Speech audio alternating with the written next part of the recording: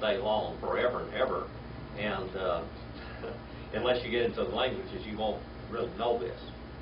Since the biblical Chaldee occupies only a few chapters, Ezra 4 and 8, 6 and 18, and 7 and 12 through 26, Daniel 2:4 through 7:21, and Jeremiah 10 and verse 11, it needs hardly to be noticed, but an exceedingly small number of examples can be found in the Bible itself, applicable to the Chaldee paradigms.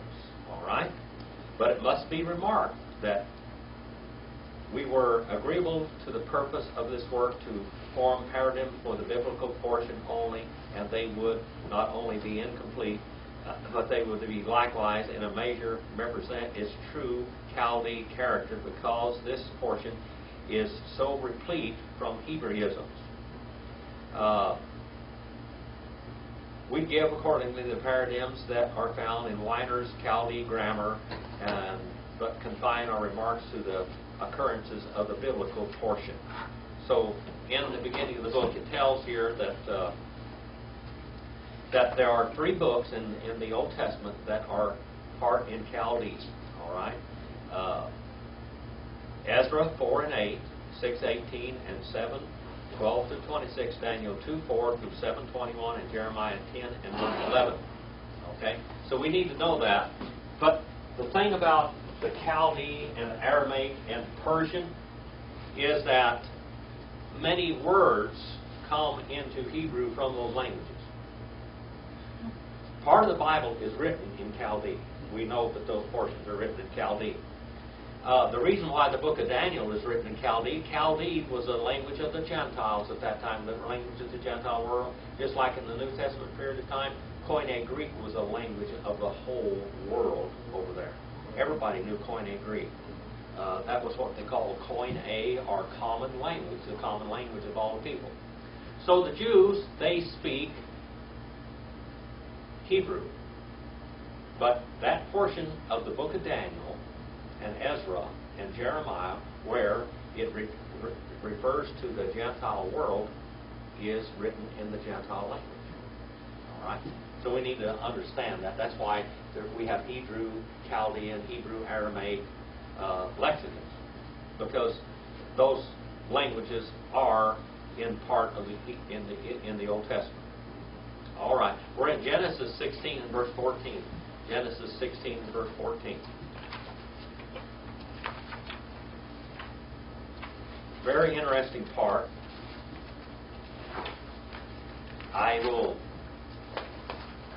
Genesis 16 verse 14. Did I write a lot at the bottom of that page? Is that it right there, brother? Is that the page? Is that 16 and 14 right there? Starts out with 16, 3B. Okay, the 3B, 16:4. Yeah, this is the one I'm talking about. Yeah, right down. I wrote quite a little exposition at the bottom of the page there. Sarah had made a big flowing speech how Jehovah had kept her from conceiving a child, and that Jehovah had judged her. Okay, but all of the time when she gave Hagar to Abraham, she thought that Jehovah. She thought it was Jehovah that was judging Abram, not her. She wanted to prove to Abram that he was the problem, not her. She's trying to shift the blame. Now, in this, we're going to see that she gets mad. When Hagar conceived, she gets real mad. Now that she sees that it was her own self that had not conceived Abram's fertile seed, she is mad at God and Abram. God had already judged between her and Hagar. Hagar had no choice to make. No choice to make. She had no volition. She was cattle. She was property. Okay? Only Sarah and their lack of trust in God had brought out problems. Sarah did not trust in God. She did not trust in God. And Abram listened to his wife. Brought out problems that would never go away. Not till this very day. Hagar was a victim, and God blessed the little blesses the little people. God blesses the little people. In the New Testament, Jesus says that the last shall be first and the first shall be last, so many times. The meek shall inherit the earth. Not the greedy, not the powerful, but the meek shall inherit the earth. Why Yahweh? The first word, why Yahweh? Why Yahweh? El Hagar, Hagar. Watahar, Watahar. Watere, Watare. Ki, Ki. Harata, Harata. Watakita, Watidal, Watidal. okay, Gir, Better, Ta, Gir. Ta. all right, and Be Neha, Beneha. all right, and this Hebrew is very picturesque in its language. What it says here is that in Hebrew, that Abraham went in, he literally penetrated Hagar. That's what it says. It draws a picture that he penetrated into Hagar, unto Hagar, and she caught seed. She continued to catch the seed. She held the seed. All right? The idea here from Hebrew is that when Abraham had penetrated Sarah, his seed went into her, but she did not catch the seed. It just went out. It did not produce a child. And here it draws the picture that Abraham went into Hagar's feminine organ, that she caught his seed and kept it. She caught the seed. It's third person feminine singular, while consecutive imperfect. She kept on. She held on to that seed. It didn't just flow out of her body and just become refuse. She kept a hold of the seed, and she saw that she had conceived and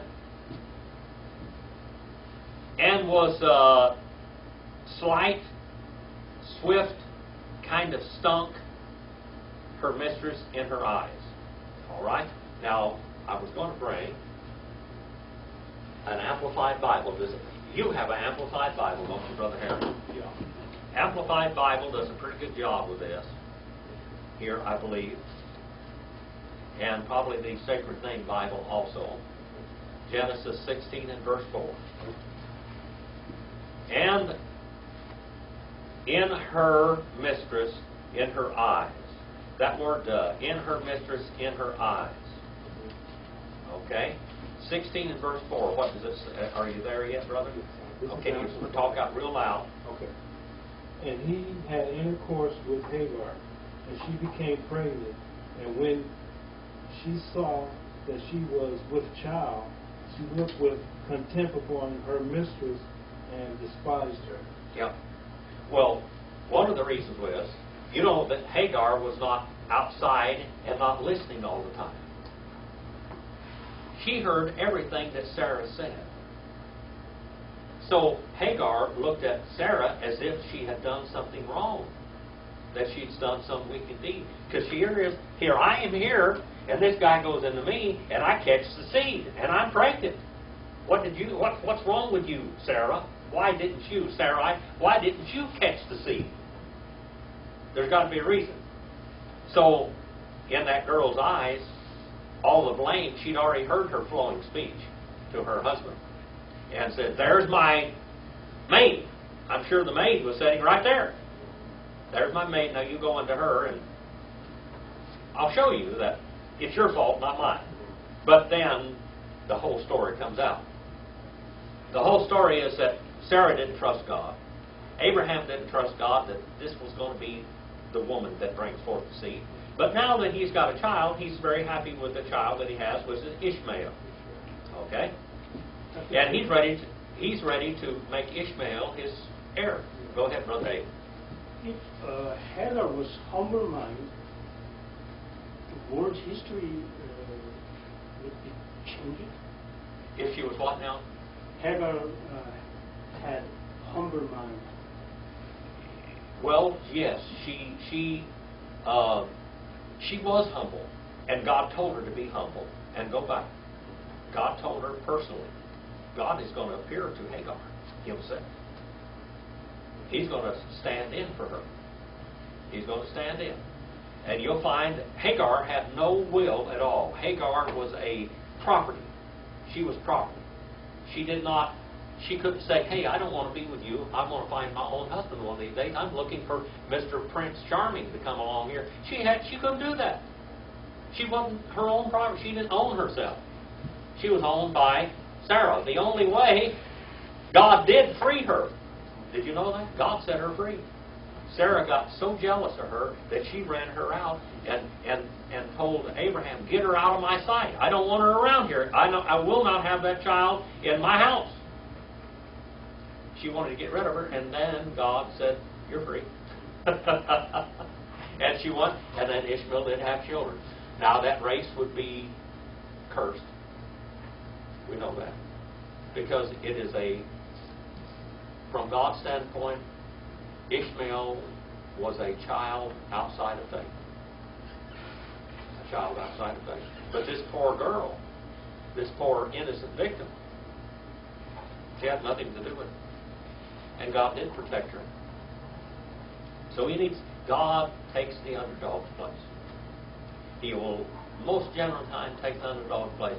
Because this poor girl, she looked at her mistress and she said, you did do something wrong. She stunk in her sight. In other words, she said, there's something wrong with you, Sarah.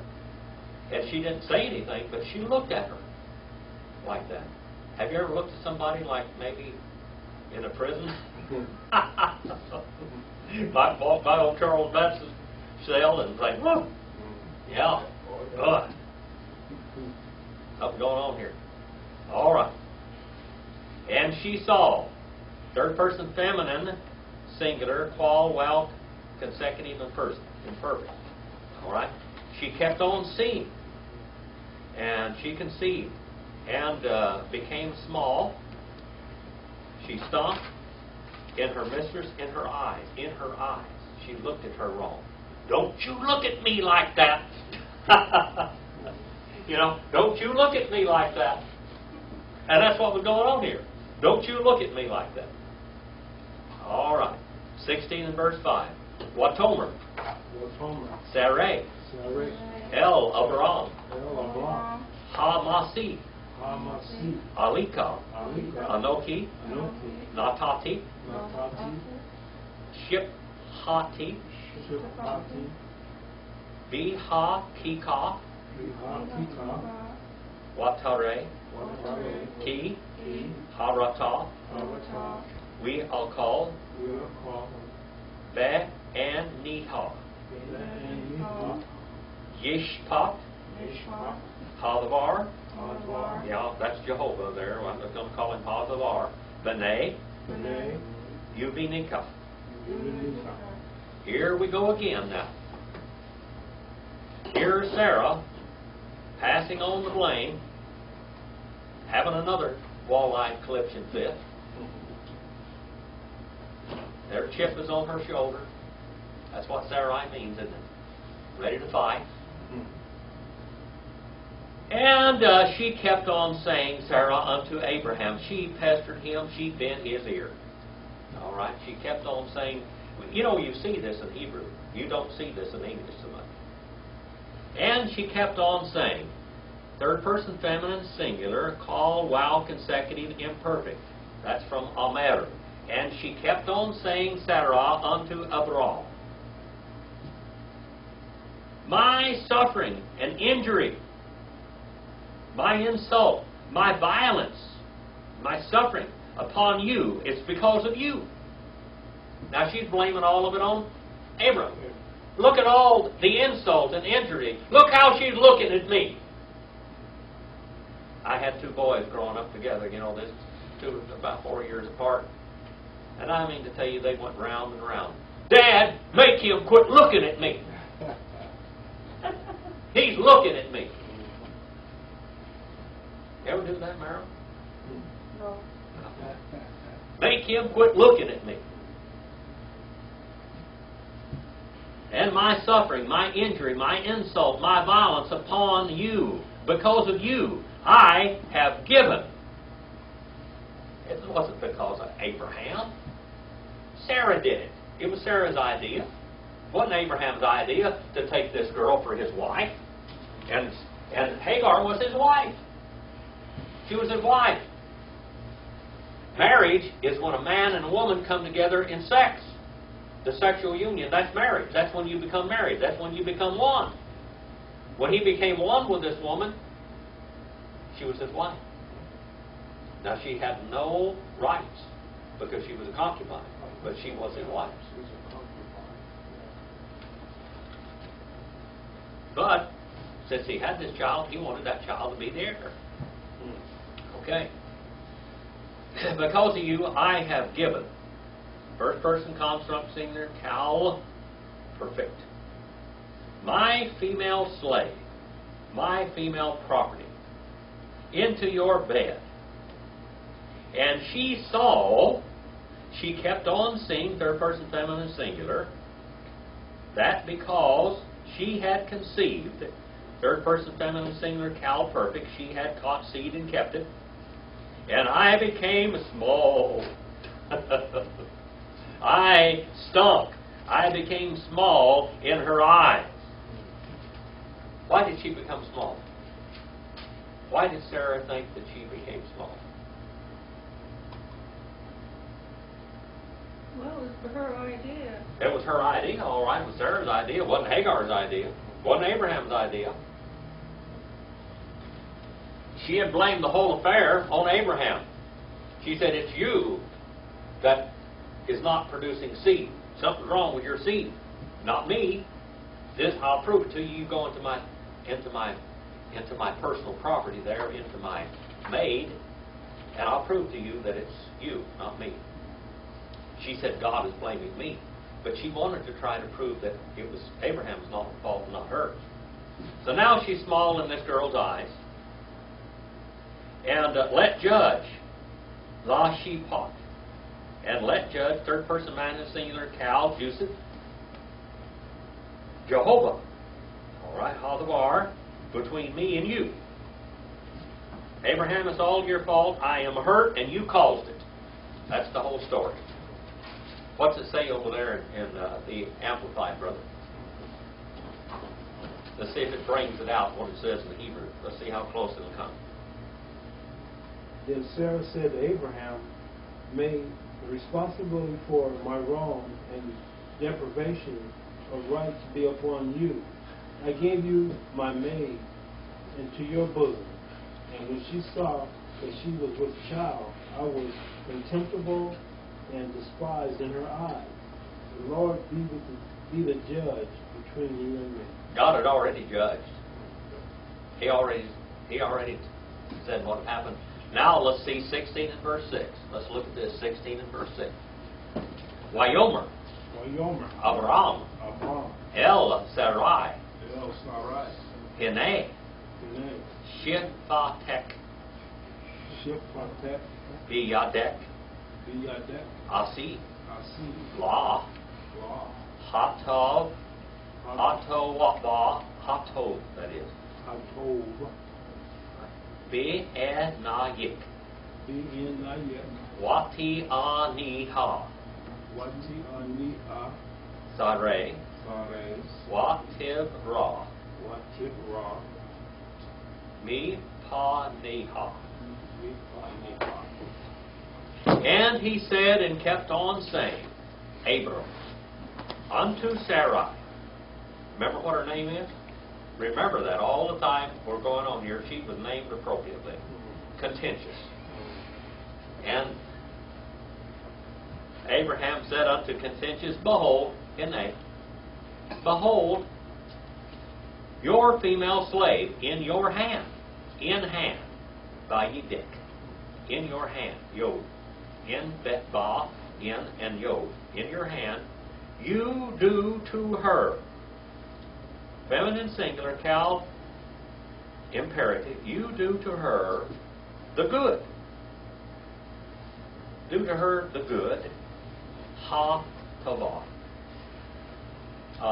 In your sight, in your eyes, B-N-E-Yek, in your eyes, wa-te-an-wa-ti-a-ni-ha. And she oppressed, she humbled, she humiliated. And look at that word, third person feminine singular, PL, while consecutive imperfect. She is violently afflicting Hagar. And she kept it up. Third person feminine singular, PL, while consecutive imperfect. The suffix is third person feminine singular. And she kept on oppressing, humbling, and humiliating Sarah. Sarah did this. And she kept on running from her bad looks, from her faces, from her sight, from her expressions. I'm going to tell you something. Sarah was thinking that this girl is looking at her and saying, you're bad. But Sarah really poured it on this girl. She poured it on. She was, when she looked at this girl, she was scowling. You know, spitting fire. All right. Spitting fire. But Jehovah is going to judge between them. He's going to do that. Wayim-ti-ah. Wayim-ti-ah. It's got that sod hay in there. See that? Wayim-ti-ah. Malak. All right. Hadabar. That's the Jehovah there. That's the name of God. Okay. All in Hamayim. Ba-midbar. All Ha-ayin. Bedarek. Sure. All right. Jehovah is going to exonerate Hagar from all wrongdoing. He honors her with his personal presence and promises her protection and a certain amount of blessing to her child because of his covenant with Abram. The child's going to be blessed because he's one of Abraham's seed. Okay? Genesis 21, 17 and 18, 22, 11 and 15, 31, 11, 20 and verse 1, and 25 verse 18 are cross-references to this. And he found her, third person minus singular, Kal, while consecutive imperfect, angel Malak. Malak is king and Malak is angel. They're very close. Malak, the angel of Jehovah. Now this is Jesus. Here comes Jesus. He comes and he rescues this little girl. All right? It's not her fault. She's property. At well, at fountain. This is a spring. Okay, this is a spring. At all in at the well or the falcon or the fountain. That is page 91 in Brown, Driver and Briggs. The water, ha-mayim, the water in wilderness. In the wilderness. Now this word wilderness here, it means the plain or the prairie, and it has the idea to drive a cattle through this land. It is a cattle drive country. Cattle drive country. A prairie. Okay? Through the wilderness where they drive cattle. At the well, at the fountain, the artesian well, in the way, Ba-Darek of Shur. In the way of Shur. Okay? Now, what is the angel of the Lord? What is Jesus going to tell this girl? Okay, let's find out. Wayomer. Hagar. Shipha. Sareh. E. Mizeh. Bot. We Anah. Tileki. Watomer. Mipene. Sareh. Geberti. Yeah, birthday. Anoki Anoki. Barahat. All right. All right.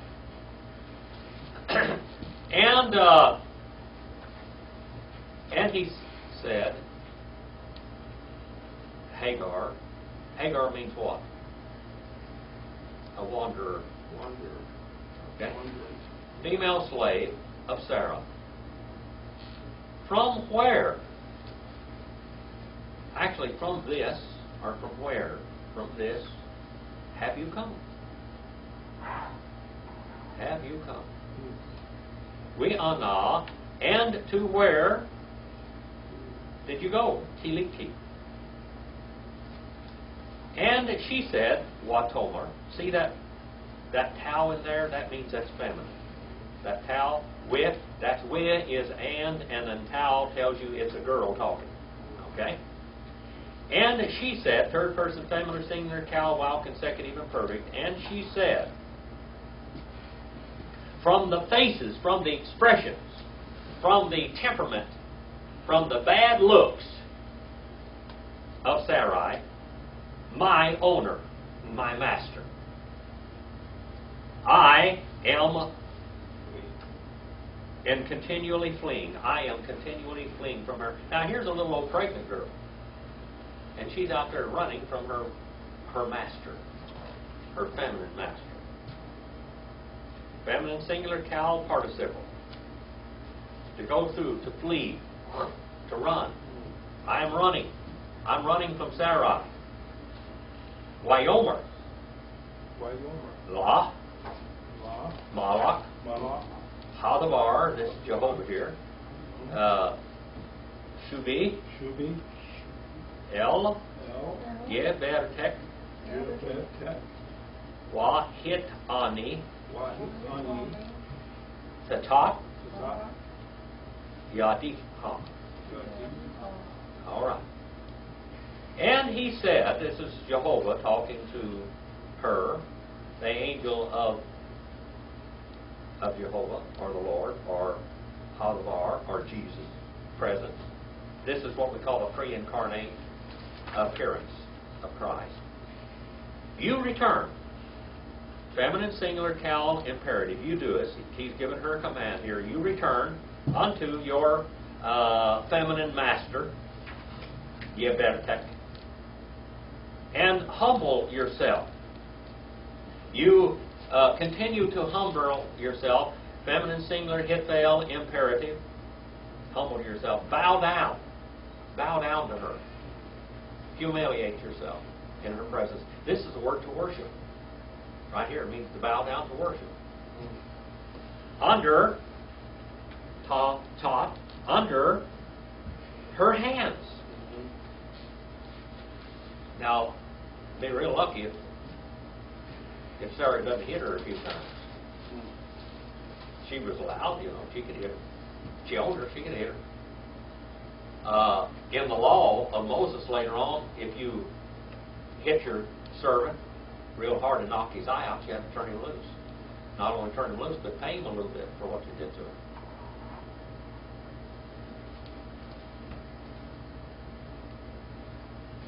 They didn't want to damage her property too much. But God, in His Word, told them, if you hurt one of your servants and you lame him or whatever, you turn him loose and give him some money to help support himself. 16 and 10. Wyomer. La. Malak. Hadavar. Ha-ba. Adve. Het. Zarik. Willow. Yisafar. Mirav. Okay. And he said, third person masculine, singular, cal, while consecutive and perfect, he kept on affirming to her. All right? To her, law, the angel of Jehovah, this appearance of pre-incarnate appearance of Christ. Harba, multiplying. Hithel, infinitive absolute, multiplying, comes from Rabah. I shall keep on multiplying. I shall Actually, it's I shall keep on multiplying. First person contract, Hifel, imperfect. All right? I shall keep on multiplying your seed, your children. Your child, this son's seed. And not, it can be calculated, it can be numbered. The word here is arithma, arithmetic in Greek. From the multitude, mi'arah. From the multitude. You can't number it. Your seed is going to be so many, third person masculine, singular, nifel, imperfect, that it cannot be calculated. And I don't know. There have been millions of Ishmael seed. Okay? Millions. 16 and verse 11. Wayomer. Block. Mach. Hadavar. Hinok. Hara. We. Yo. Lot. Ben. Korah. Shemo. Yishmael. Ki. Shema. Hadavar. El Anayek. All right, now let's see what God's talking about here now. Let's look at this one. God's going to bless this girl. He's going to bless her because she has no volition at all in what's going on here. She's a victim. Number one. Number two, he is going to bless this seed of Abraham because he's Abraham's child. Because he is the promise. His promise to him that his seed will be like the sands of the sea and like the stars of heaven. And he said to her, the angel of Jehovah, Exodus 2:23 and 24, and Exodus 3:7 and 9. And he said unto her, the angel of Jehovah, the pre-incarnate appearance, behold, you are pregnant, and you shall birth a son, according to a pattern. Yelad is the root there for second person, feminine, singular, cal, wow, consecutive, perfect. Okay? And you shall call name Shemo Ishmael. Ishmael. Remember the guy in the movie Moby Dick, his name was Ishmael, the boy, the only one that made it alive through that the great episode with the whale. Ishmael. Ishmael means what? God hears. God hears. So God heard her prayer, didn't he? God heard her prayer, and God named this child. God named the child. This is one that God named. This is the child he named. Because he has listened, Jehovah, he has heard, third person masculine, cal, perfect, Jehovah, unto your affliction. God has answered, and he has heard, and he recognizes that you're being persecuted. Persecuted.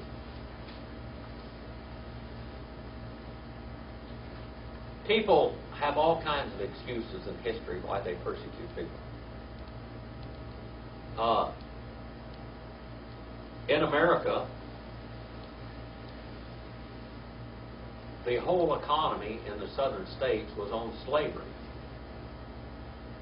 Out here in the West, in California, the whole economy in the missions out here was slavery. The Civil War took place in 1861 through 65. And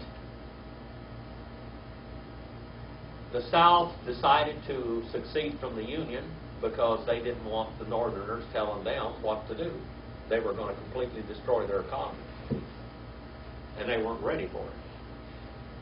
Many people had already realized that Europe and other places slavery was not really looked upon as some good thing. It was abusing mankind. In the Southern Baptist churches, the Southern Baptist, the Southern Baptist churches believed in slavery. And they colored their interpretation of the Bible to excuse slavery. And the whole story was, and if you read many of the old Southern Baptist and Missionary Baptist books, theological books, one of them is the Bible in 8 Ages, which I teach on Sunday morning.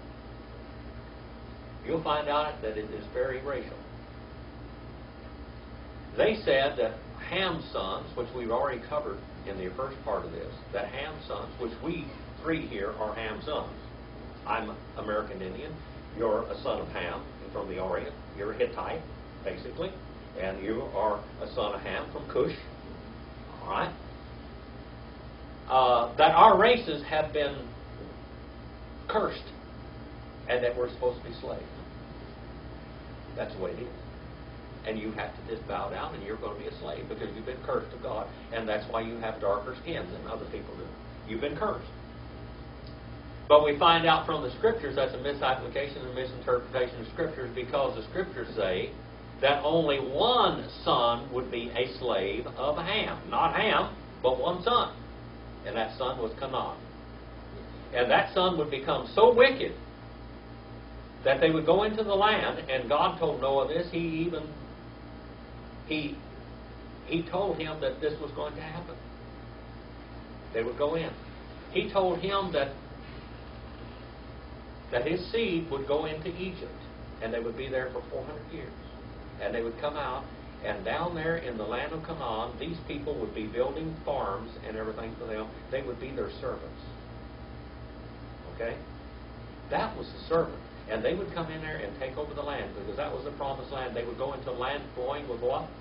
Milk and honey. And when Joshua and Caleb went in there, God knew that these people would become so wicked. But this is only one son of Ham's, not Ham. Now, if you want to say, well, all these people are cursed, and that's the way it is.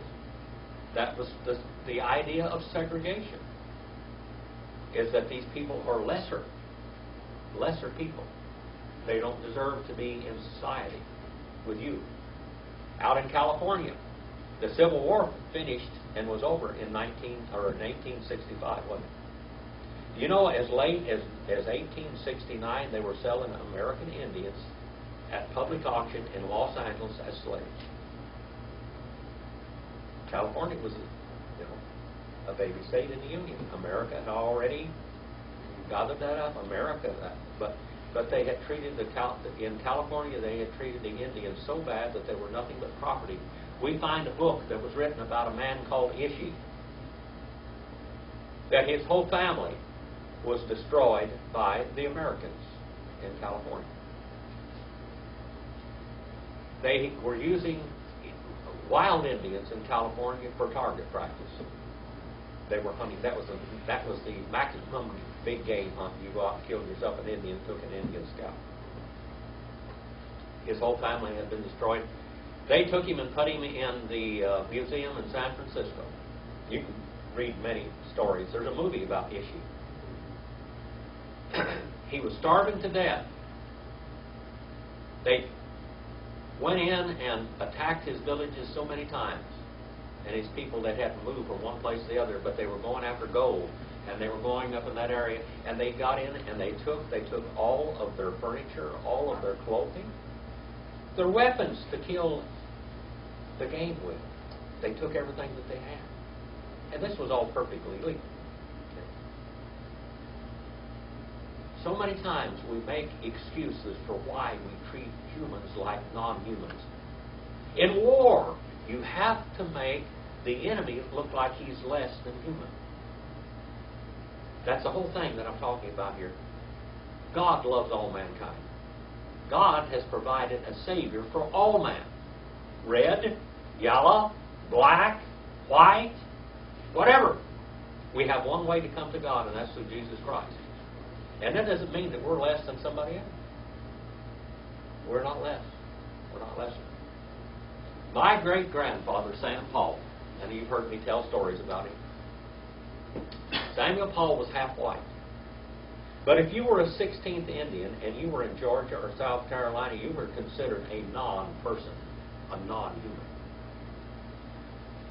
Andrew Jackson declared against Congress and against the Supreme Court.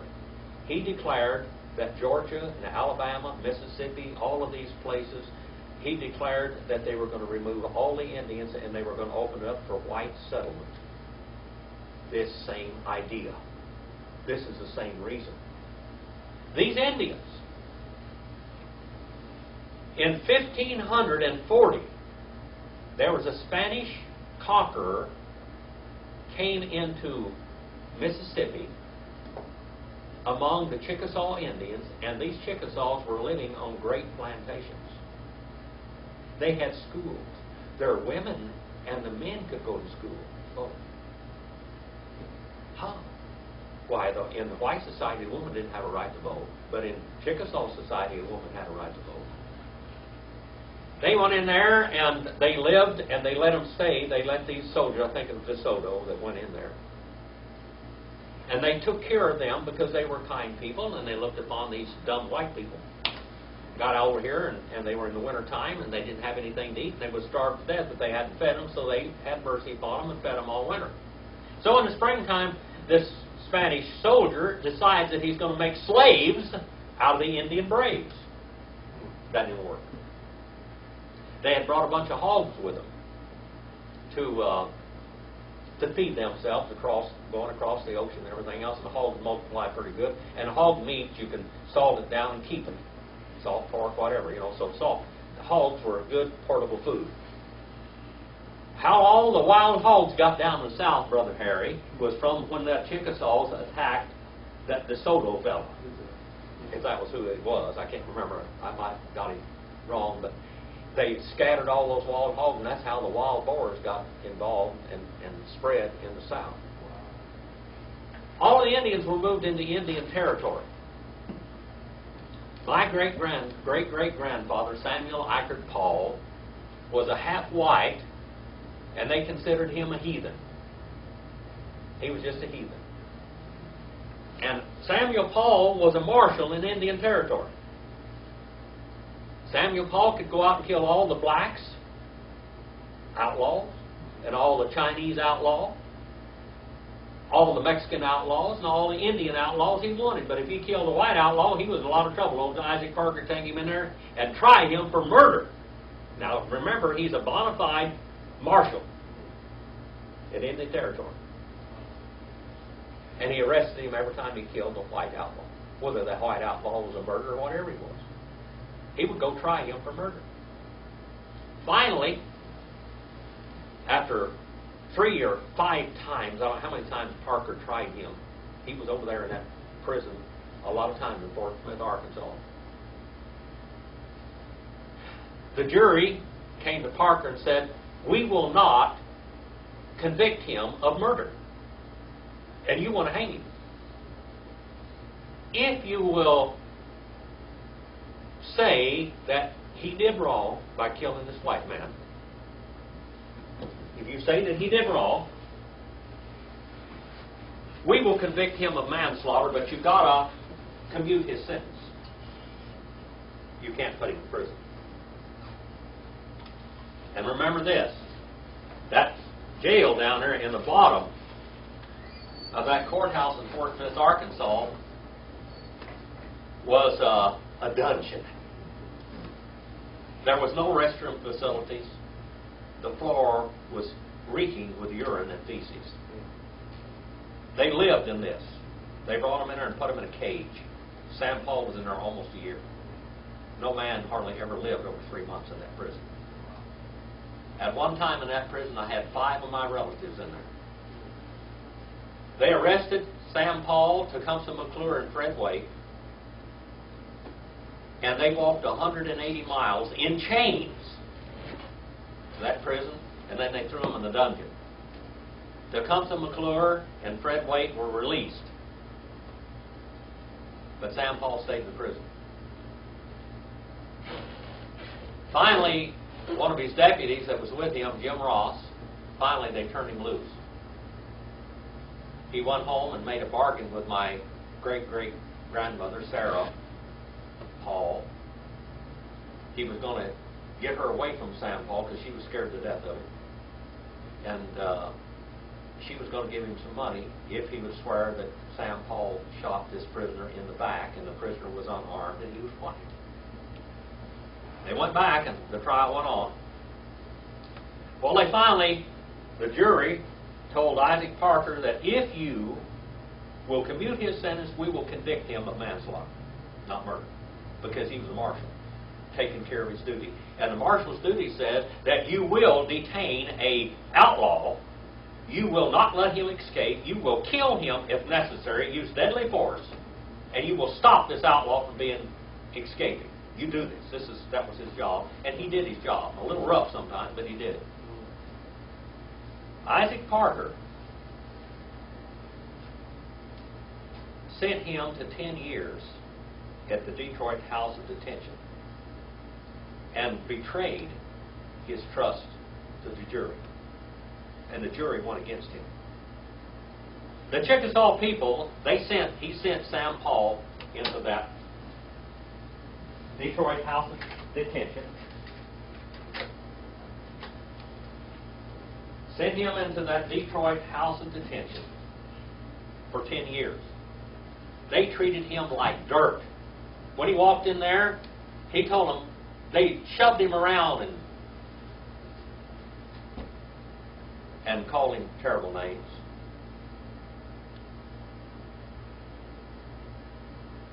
And he realized, while he was in there, he was a marshal.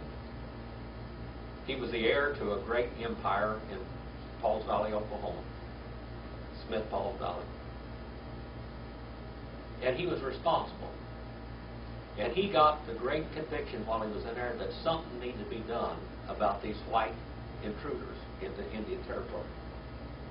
And he realized at that time how persecuted the Indian people were. And he wanted to go back and get into politics and salvage his people's life. And he got a far-reaching political outlook that no one else did among the Indian people at that time. Almost every Chickasaw Indian in Indian Territory signed a paper. When Parker castigated him before the jury, and the jury was dumbfounded at what Parker was doing,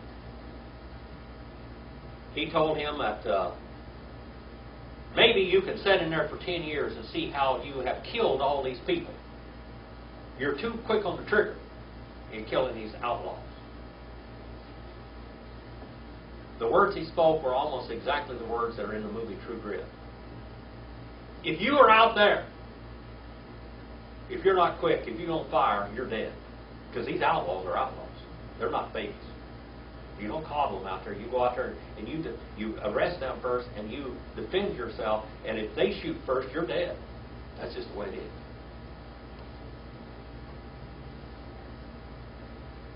And he told Judge Parker after Parker castigated him, he said, my family's going to miss me and I'm going to miss them. But I guarantee you, Mr. Parker, Your Honor, that the very tomorrow that I will file with the President of the United States for a full pardon. And guess what? It took him almost a year, but he got that pardon. And President Chester A. Arthur, and I have the pardon. He signed it and released Sam Paul because he was doing his duty. And he castigated Judge Parker. Judge Parker got his wings clipped after that. Well, he went back and he tried. And he was politically assassinated in December the 19th, 1891. He was killed. But he tried to turn around the racial prejudice, and with brilliance, the seal of the state of Oklahoma, my grandfather drew it. That's in the seal of this great state of Oklahoma today. He drew that seal with a white man and an Indian shaking hands behind a cornucopia. He drew that. We need to remember when we interpret the Bible, we don't interpret the Bible for our own racial or background. That's what happens so many times. Here's an example tonight of a girl that had no will. She is property. And God gave property rights in the Old Testament law. You didn't abuse your property. If you made property out of a fellow Jew, you could only keep him property for 7 years, and you had to turn him loose. He couldn't be property from now on. God taxed those rich people back there so strongly that they couldn't get too much richer. That's what you call redistribution of wealth. If you read that in the Old Testament, that's what you're going to find. This poor girl right here that we're talking about here tonight had rights. And God said, I will take care of you. I will protect you. And I'll bless you. 16 and verse 12 now. We who? Ye Pere, Adam, Yadol, Bako, Wead, Ko, Ba, we all, Pene, Kal, Ihal, Yishkol. All right.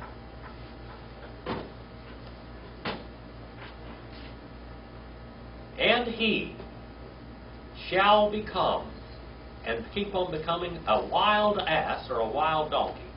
I'm going to tell you what, wild donkeys are a little bit hard to get along with. Well, aren't they, Marilyn? Very much so.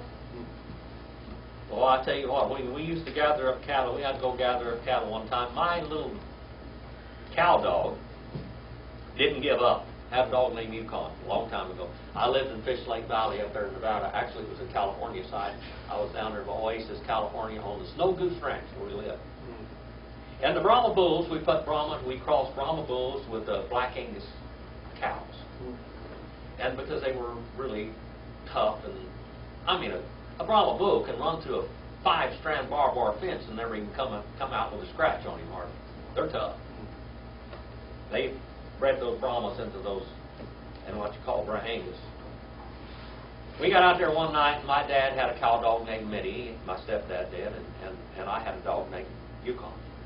Yukon, when you gave him a task to do it, he didn't forget it. He just kept on doing it. These bulls were out there in our yard one night, and they got up on the front porch, and they were rubbing against the house and doing all kinds of stuff. And here all these brave bulls were all over. There's about 10 of them out there in the yard. We got out there and we sicked the dogs on them and run them down the road. Well, Mitty ran them on down there about a mile. Yukon just kept on running them. I think he must have run them 15 miles. He didn't give up. He just kept running. Went all the way down into Eureka Valley. This was Fish Lake Valley. Fish Lake Valley ran into Eureka Valley and then on down to Death Valley finally. But we had to go get those cows. Next day, they were gone. Yukon run them plumb out of sight. Boy, plumb out of the country. We had to go gather them. We go down there and gather up these Brahma bulls, and out there is a herd of wild donkeys. The wild asses that it's talking about here. And boy, they're rough. Those big jacks will come at you with their mouth open, like this, snapping those teeth, boy. They'll come right and then whirl on you and kick you.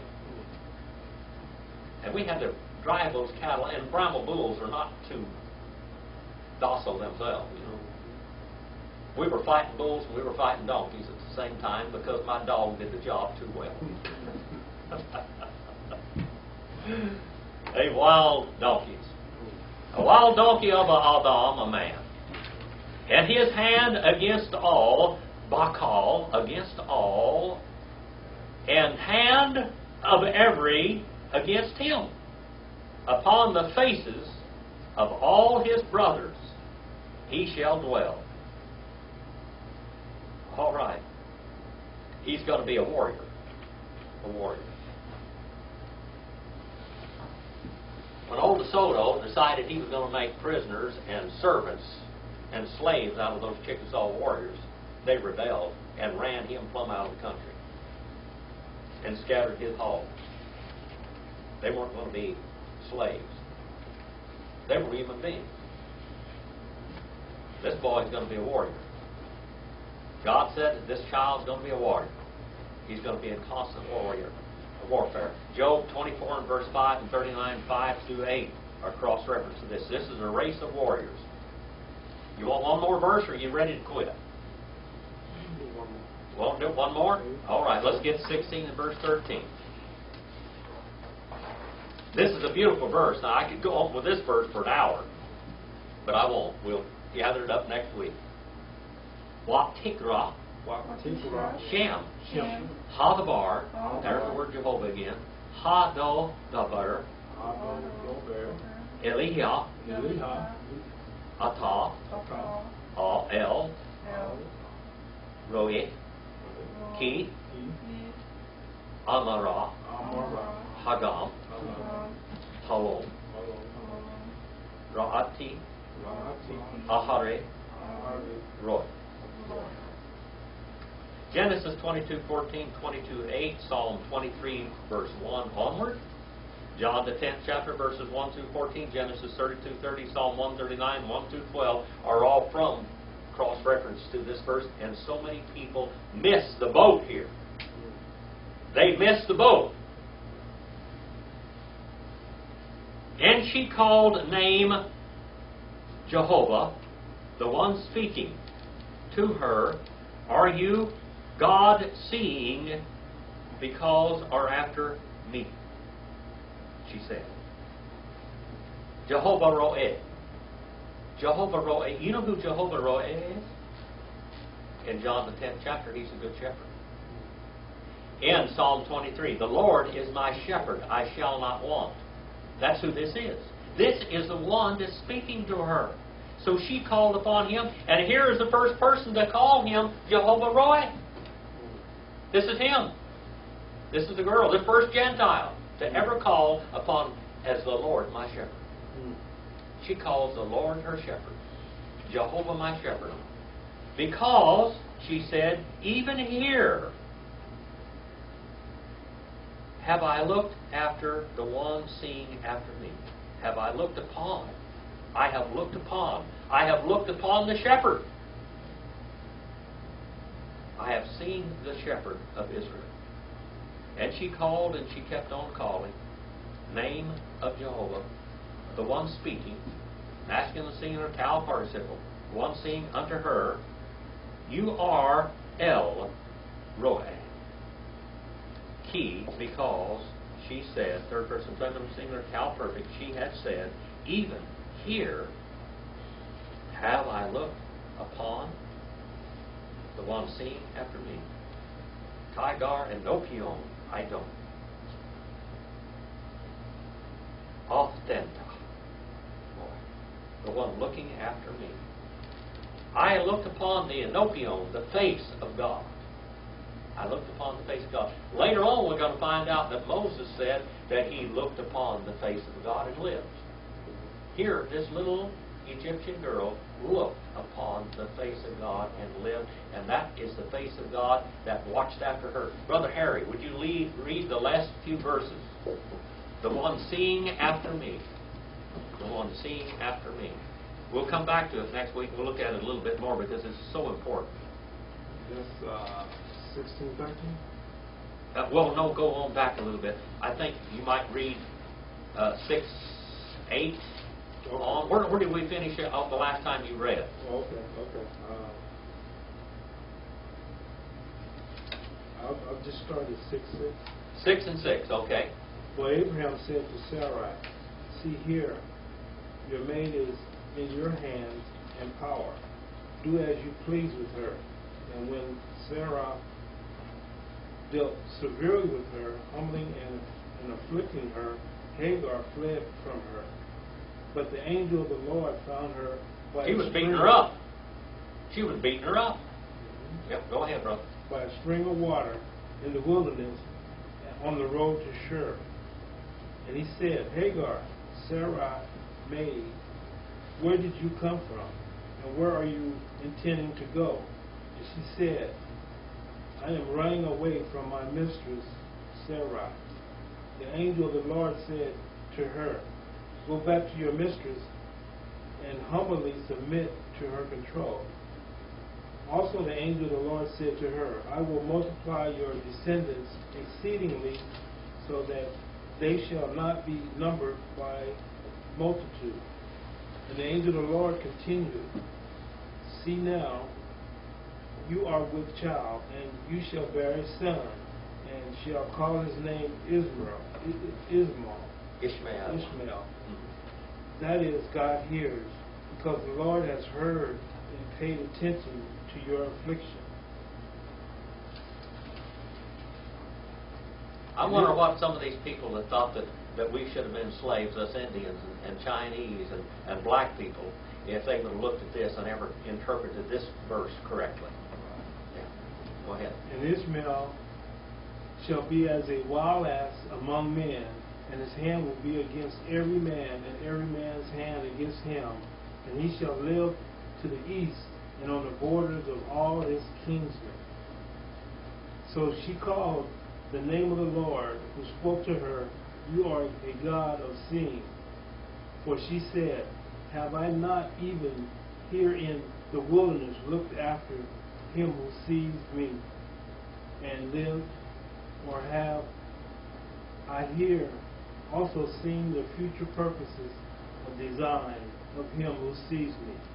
Therefore the well was called Beer-laharias, that is, a well to the living one who sees me, and it is between Kadesh and Bered. Okay, hold on right there. She saw the good shepherd that watched after her, and she named it the well from the one shepherding me. The Lord was her shepherd. So we're going to go back there and we're going to look at this a little bit more. We're going to see where she saw and saw the same God that Abraham saw. The one that blessed him is the one that appeared to her. And God is protecting her. And He is going to bless her, and He's going to shepherd her and take care of her. She has no choice in what she does with her life. That's kind of like what we are in nations. People are just pawns. You are what they make of you. You are what people make of you. I am so proud of what my great-grandfather tried to do for his people back in Oklahoma. If he would have lived, Oklahoma would have been a different place. He would not have been the same. The Indians would have had rights. They finally took all the land from my people. My family, between the Waits, McClures, and Pauls, had 5,200 acres of cultivated land. They lost all of their land in Mississippi. They lost all the great plantations back there. They just took them. They built another empire in what was called Smith Paul's Out. And in the end, basically, they lost almost all that land. Sam Paul tried to get them to subdivide their land before the end of the allotment, what they call the Dawes Act, where they nullified all former treaties and made other treaties, and they just tried to just do away with the Indians, basically. Well, God takes care of the little man. God takes care of the little man in the Bible. He takes care of the little people. The little people. Go out and do something eternal this week. I hope this was a blessing to you tonight. God takes care of the little people. That's the title of this message. God takes care of the little people. Father, thank you for your word tonight. Thank you how it helped to touch our hearts with it. Forgive us for we failed you. Thank you one more time that I've spoken your word to honor and glorify you. Give me the strength to go on. Forgive us for we failed you. And where this word goes out in the world, on the internet, I pray that you bless people with it. And I pray you convict sin, of people of sin, righteousness, and judgment to come. That one listens to these messages that does not know you as his personal Savior or her personal Savior, that you will call them with your Spirit. They will call upon you to save their souls. In Jesus' name we pray. Amen. God bless you.